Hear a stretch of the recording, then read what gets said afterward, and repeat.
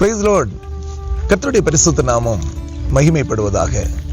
ஆண்டவரும் இரட்சகருமாகிய இயேசு கிறிஸ்துவின் இனிய நாமத்தினாலே நான் உங்களை வாழ்த்துகிறேன்.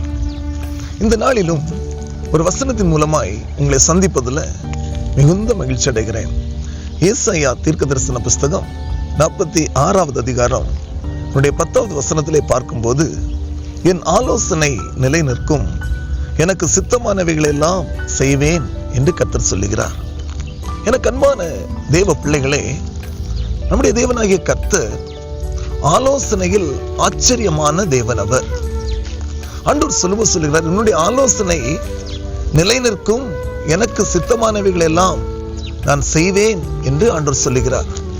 அப்படி என்றால் நம்முடைய அனுதின வாழ்க்கையிலே ஆண்டவருடைய சமூகத்திலே இருந்து அவருடைய ஆலோசனையை கேட்டு அவருடைய சித்தத்தின்படி நம்முடைய வாழ்க்கையை நாம் வாழும்போது அவருடைய ஆலோசனை நம்முடைய வாழ்க்கையில நிலை நிற்கும்.